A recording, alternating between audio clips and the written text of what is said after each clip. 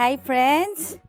May brand new 3-level luxury home dito sa BF Homes Parañaque na may napaka-beautiful facade, modern with clean architectural lines at ang daming parking.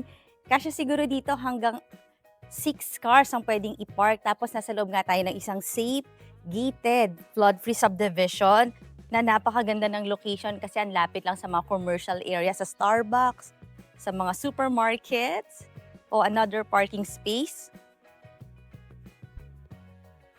Meron tong lot area na 280 square meters at floor area na 365 square meters at facing north-northeast.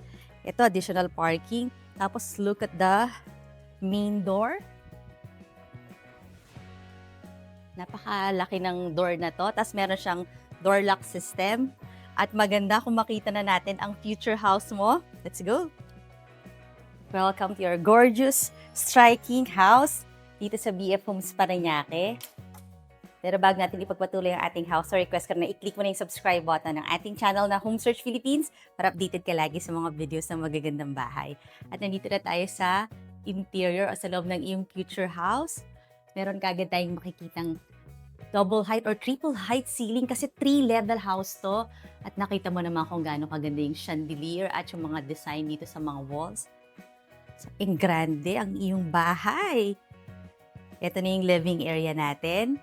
Kung maglalagay ka ng TV, naka-ready na itong iyong wall na to. TV wall. Kahit yung malaking TV, pwedeng-pwede. Tapos may mga shelvings na rin tayo. Very cozy rin ang ating living, dining, kitchen area combined. Open layout siya dito sa ground floor. Tapos, ayun, napansin niyo ba yon? Ang ganda niya, di ba? Naka-juxtapose yung mga woods. Tapos may mga lights pa yan. So, bagay siya. Talagang nag-combine yung chandelier at saka yung designer wall na yan. Para empathic talaga dito sa iyong living area. Tapos, look at this. May mirror. Full body length mirror. So, bago ka lalabas, pwede mo munang i-check ang iyong looks. Ang ganda rin ng mga ganito. May mga strip lights ka dito. Tapos, ito naman yung pinaka-dining area natin. Very beautiful yung kanilang chandelier. Ang daming mga lights. Tapos, may mga cove lightings tayo sa gilid. Ito, naka-stage yung bahay para lang ma-size up nyo yung kanyang looks. So, kahit malaki yung bahay mo, diba kita mo yung mga family members mo pag nasa living, dining, and kitchen area. Ito nga yung pinaka-show kitchen habang nagpe-prepare ka ng food. Ayan, nakakapag-entertain ka. Tapos, doubled na rin siya as your breakfast nook. Meron ka ditong task lighting. Meron ka na rin, I think this is a 5-burner stove. Tapos, napaka-sleek ng kanyang Elba na range hood. Ang ganda rin ng kanyang box flush. Mga high-grade material siya, mga curated finishes. Tapos, may mga pull-out basket din. Tingnan ko dito sa other side. Ayun, meron din. I think ito mga push to open. Ay, hindi pala. Pero madali lang siyang buksan yung iyong mga wood design, mga cabinet, mga modular, modern din. Tapos, meron tayo ditong screen. Itong mga high-grade quality na mga sliding doors. Ito yung ating fully covered lanai. And you have a lap swimming pool. So, makakapag-practice ka talaga ng mo dito, swimming mo dito. Kasi from here, malayo pa yon, no? Tapos, meron siyang waterfalls. Very private din tong swimming pool, ha? Kasi, look kung gaano kataas ang iyong fence. Tapos, meron ka pang bamboos. So, kahit naka-swimsuit, okay lang. Masarap nga mag-invite dito ng mga relatives. Tapos, this is a single detached house, kaya meron pa tayong space dito. So, pwede ka pang maglagay dito ng upuan. Ito, meron tayong going to the garage. Tapos may shower ka dito. Nasa labas yung ating helper's room, driver's room. And kung nakita niyo itong mga rooms na to, dito yung iyong helper's room. At saka at least may driver room ka na rin. Tapos yun naman yung sa pump area lang. O, diba? Ang dami rin mga cabinet dito, ha. So, maraming storage ang iyong kitchen. O, dito ka uupo para pagkakain ka. O kaya naman dito ka magpre-prepare ng iyong food.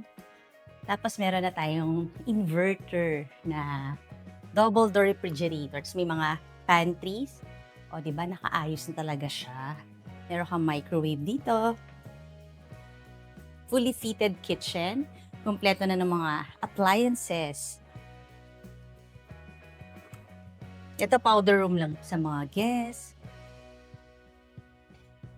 At kita mo naman, itong iyong daily kitchen, talagang covered siya. So, pwede ka rito magluto. Tapos, nasa labas naman yung ating laundry area. Tapos, yan, dito pwede kang maglagay ng another rep.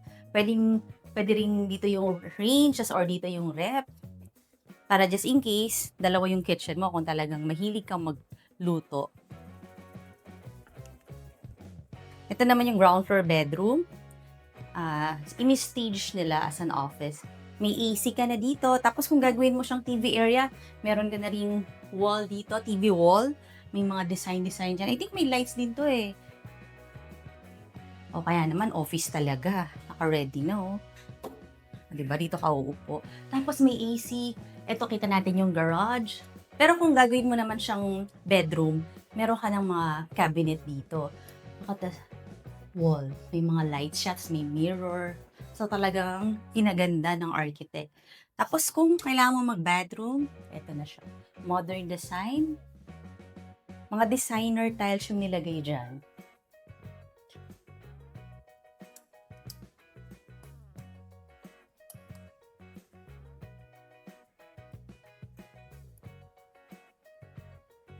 You have seen your ground floor bedroom. Ano masasabi mo dyan mga home searcher? Gusto nyo ba ganito, yung open layout? Tapos malinis tingnan. At bagay na bagay ito sa mga big families kasi meron siyang total of 5 bedrooms, plus maid's room, plus driver's room. Tapos napakalaki nung kanyang third floor na makikita mo in a while lang. Pero bago yun, syempre request ko rin na i-like mo na yung Facebook page ng Home Search PH para makita mo yung pictures nito. At marami ka pang makitang mga beautiful houses. Malaki yung mga windows nila dito para papasok lahat ng mga natural light. During daytime, o diba, makakatipid ka rin sa kuryente. And noteworthy, meron tong solar power. Meron siyang 10 kilowatt net metering. So, ibig sabihin yung Meralco bill mo, kung di zero, very minimal na lang. So, isa sa mga advantage ng bahay na to. Especially ngayon, diba, yung iba talaga nagpapasolar na. So, ito, malapad yung ating staircase, pwedeng dalawa. Sabay na umaakyat at bumababa. Ito naman mga tempered glass. Let's go up. Ang daming mga glass, no? Kaya napakaliwanag talaga sa staircase area. Pero kung nag-isip kayo, baka naman delikado. Don't worry, kasi ito yung isa sa pinakamagandang enclave sa BF Homes na talagang highly secured. Yung mga guard na grooving. Tapos hindi naman siya ganun kalaki. So, talagang maintain yung subdivision na to ng mga guards na mini-make sure nila na safe ang mga homeowners. Ayan na, ang napakabonggang chandelier. Tapos, ito, nakita ko yung up close. Yung magandang wall dito. Oh, di ba? Ang nice. Ganda ng mga strip lights.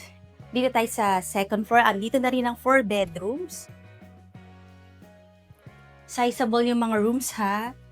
Tapos, napansin ko lahat ng mga rooms may TV area na. Tapos, may mga shelvings, may mga cabinets. So, talagang na-maximize yung mga lagayan dito. Marami ka rin mga drawers. Tapos lahat naman ng rooms meron ng AC. Lahat yan mga inverter AC ha. Dito ka maglalagay ng iyong kahit queen size bed ka siya. Tapos ang gaganda rin ng mga cabinets. Modular. Soft close. Tapos yung mga windows. Ayan, napansin ko naman mga high quality, high grade windows to. So ito naman, lahat na rin ng bedrooms may very own bathroom. At meron na rin mga cabinet para doon sa mga skincare mo, mga hair care, meron ka ng paglalagyan. Tapos yung mga shower niya, yun yung mga magagandang klase rin, no? Talagang bagong-bago, naka-plastic pa yung water closet, pati yung sink. So, kaninong bedroom ba to? Sa iyo bang panganay? Sa iyo bang pangalawa o sa pangatlong bata? Ito na yung pinaka-hallway natin. Meron din siyang naka-recessed ceiling naman siya dito. Ang ganda rin ng flooring, wood tiles. Yung mga magagandang klase yan.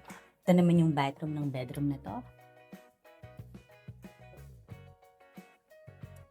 I think lahat naman ng family members, wala silang, lahat magaganda yung bedroom. So, hindi sila mag-aagawan kung alin yung mas maganda. Kasi lahat talaga make sure na beautiful rooms. Sizable, lahat may AC, lahat may cabinet dito or may TV wall. So, pwede yun silang manood.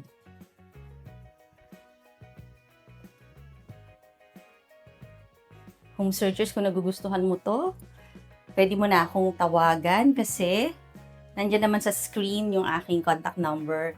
Iba talaga pag makita mo to sa personal. Up close and personal, mas ma-appreciate mo siya. Kasi may mga bahay talaga na mas magandang makita sa actual para malaman kung gaano kapulido.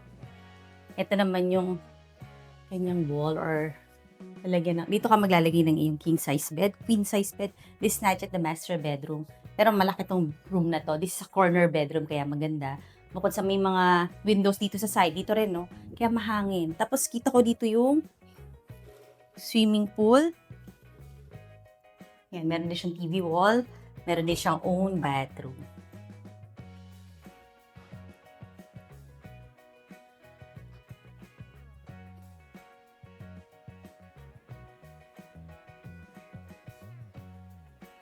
Ako parang type ko tong bedroom na to. Pero this is the master bedroom. Pupunta na tayo ngayon sa master bedroom. Ito na ang pinaka malaki, of course, and pinakabonggang bedroom.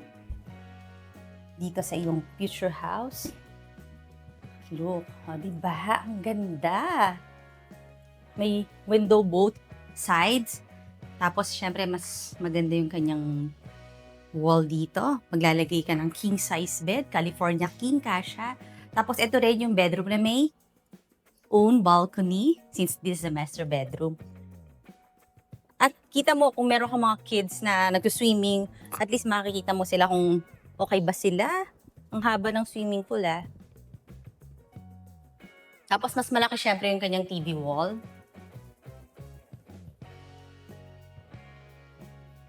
May walk-in closet.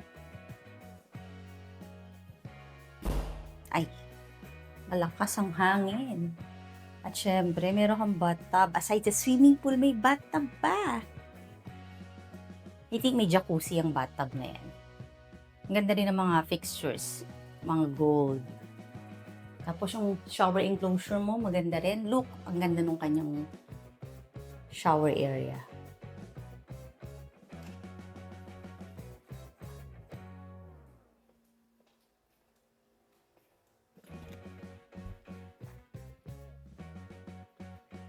At ito na, isa sa another noteworthy. Yung third floor, 60 square meters yung kanyang floor area. Ito mga tempered glass lahat to. Tapos from here, ito yung ating open to below. Kita mo kung meron kang guest na darating. Kasi may mga windows eh. Tingnan na natin ang third floor. Isa sa mga nagugustuhan ko tong part ng bahay. Napaka-bright. Ito na nga. Oh, meron ka pang space dito. Tapos naka-enclose kasi syempre may AC para contain yung lamig ng iyong third floor na napakalaki naman talaga. So, pwede mo siyang gawing family area. Pwede rin namang gym or play area. Pwede kang maglagay dito ng billiards.